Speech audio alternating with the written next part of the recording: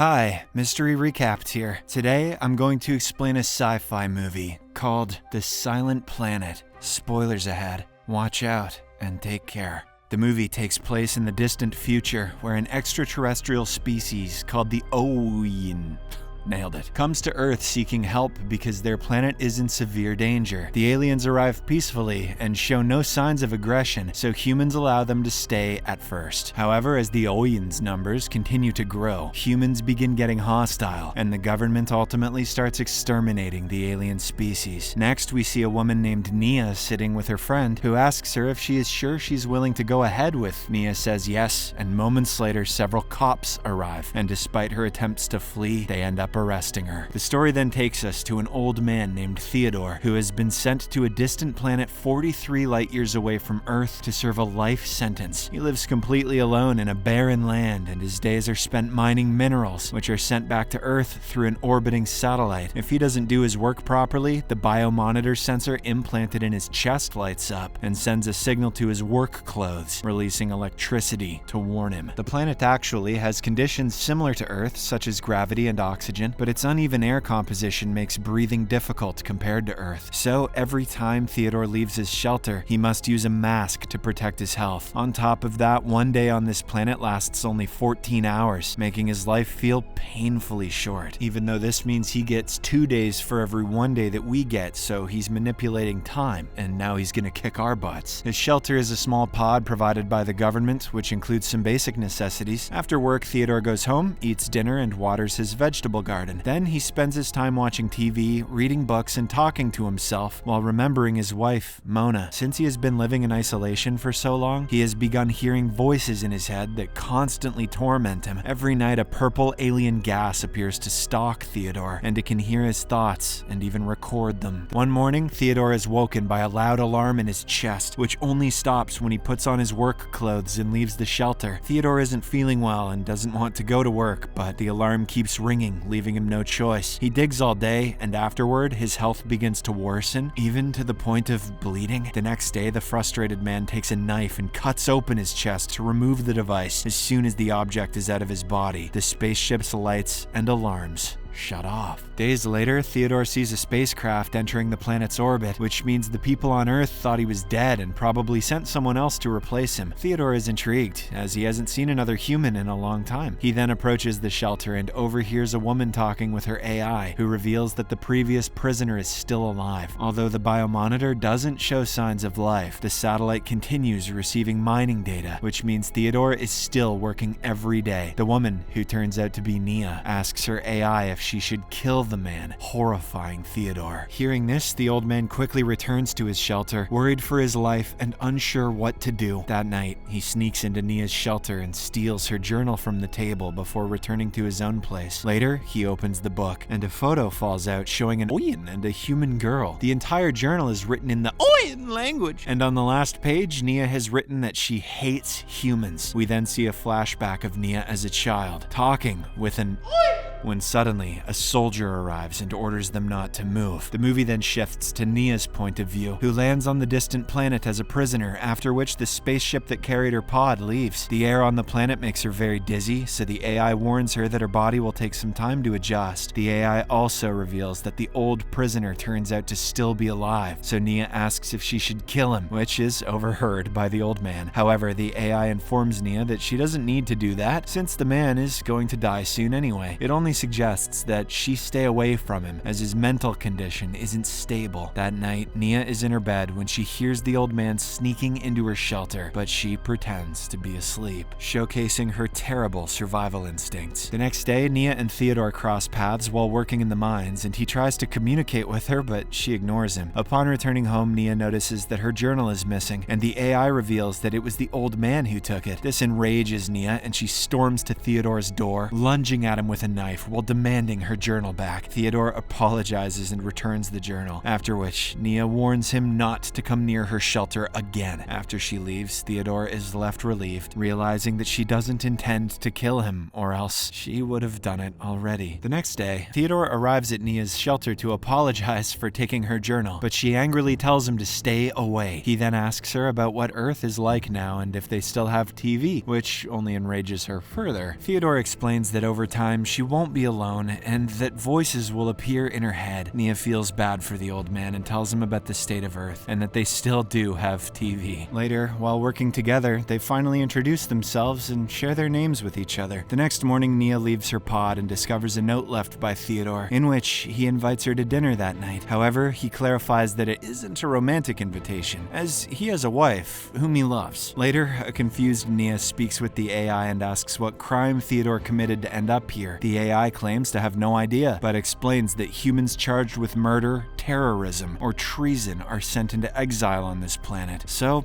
it's probably one of those. That night, Theodore prepares dinner and even brings out a whiskey he had been saving for a long time. Shortly after, Niyya shows up, and the two begin chatting as they eat together. Theodore then tells her about the strange alien gas that appears at night, revealing how it hears his thoughts and even records and replays them. He asks Niyya not to think about her personal stuff when the alien shows up, which leaves her stunned. Then he farts. Theodore then asks her why she wrote her journal in the Oyen language. It turns out that the old man can even speak a few phrases in Oyen himself, though he cannot remember how he learned them. Niyya finally reveals that when she was a baby, her biological parents had thrown her out, after which she was found by an who raised her. She lived with them near the Black Sea, where most of the alien settlements are located. Unfortunately, when she was 10 years old, her Oyen mom and siblings were killed by the military, and she was adopted by a human family who were not kind. In a shocking twist, Niyya admits that she had planned to behead the Prime Minister, who ordered the killings of all those poor aliens. But unfortunately, the woman Niyya was involved with was an undercover cop. Niyya was thus arrested and charged with treason and sent into exile on this planet. Upon hearing this, Theodore is stunned and says that the place Black Sea seems familiar, even though he can't recall exactly when he was there. He reveals that he has been living in exile for a long time and has forgotten most of the things about himself. Niyya asks about his wife, and he explains that Mona was a school teacher just like him and is probably retired by now. Niyya wonders how he ended up here, and Theodore reveals that he was framed for murder. He didn't even know the victim, who turned out to have worked with Mona. The authorities assumed Theodore had become jealous of the victim's relationship with his wife and killed him. It has been 15 years since he has lived alone, and he is grateful to finally have someone to talk to after all this time. Theodore thinks he might have gone crazy, but Niyya assures him that everyone has different ideas of what crazy even is, and since they are no longer part of social life, it doesn't matter. Theodore then reveals that while talking to her, he has slowly begun to recall his past memories and recalls that he had a dog once, but he is still curious about the Black Sea, which reminds him of dark,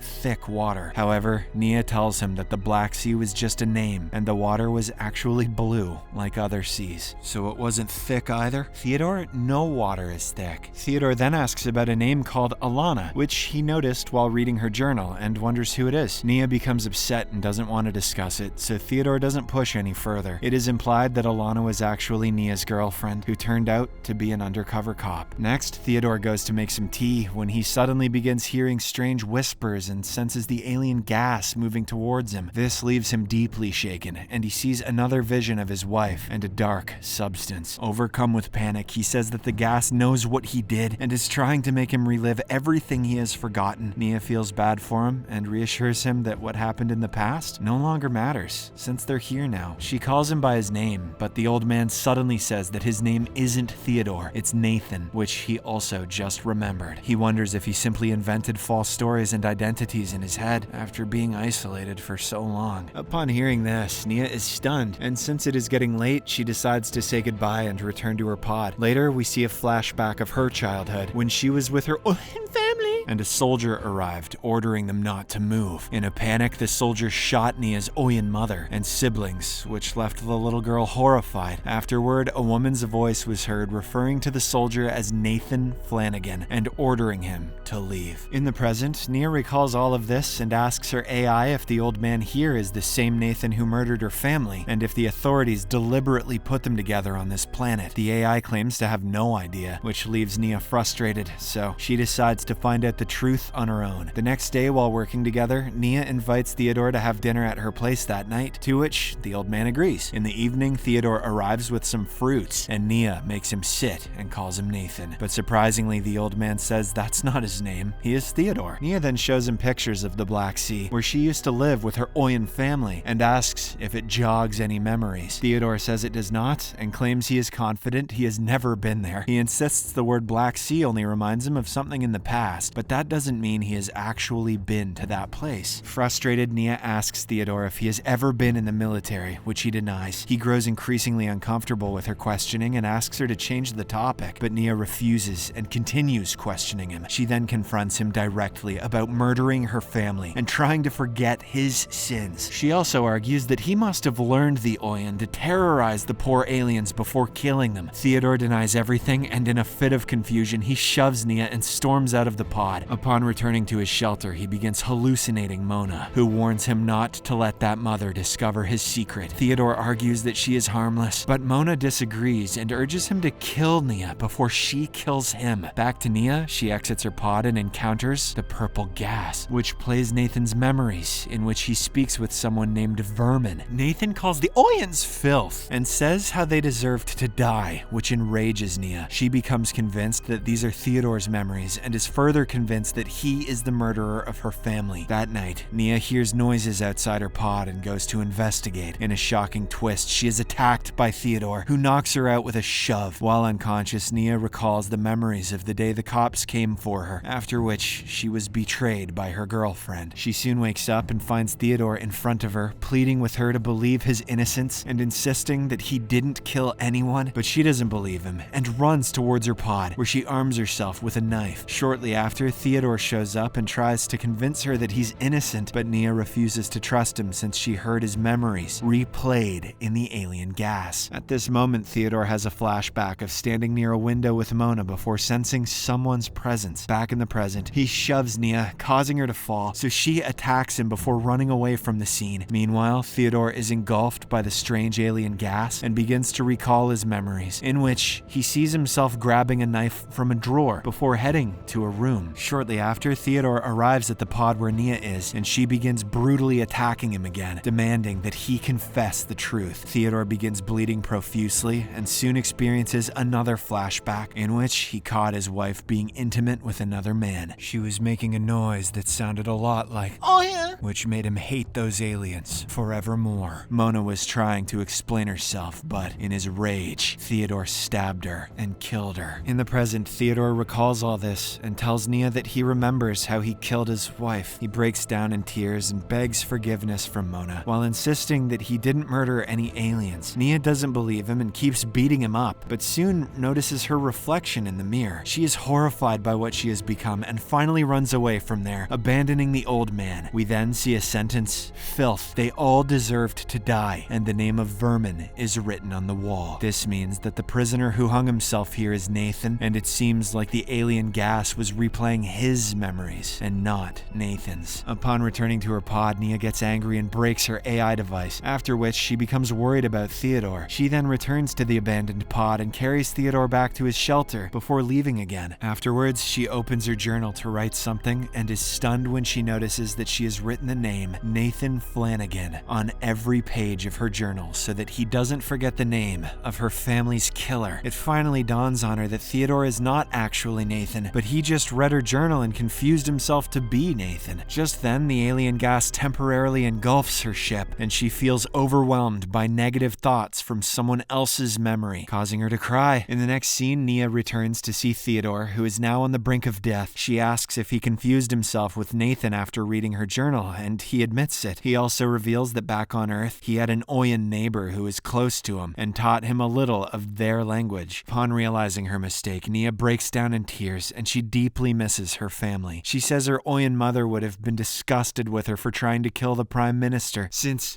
don't experience feelings such as revenge. Theodore then says he doesn't think she actually would have killed the Prime Minister, since she didn't kill him when she thought him to be Nathan. He then offers to have her biomonitor implant removed and inserted into him instead, so that once he finally dies, she will be considered dead. In this way, she is free to live her life on this planet and won't have to work in the mines anymore. Upon hearing this, Niyya tearfully agrees and then goes through the painful process of removing her implant from her chest, which is then placed into Theodore. Sometime later, the old man finally succumbs to his injuries, after which Niyya covers him with a blanket and says her goodbye. As the movie ends, she climbs to the top of a small mountain and stares into the horizon without a mask, revealing that she is adapted to this new place.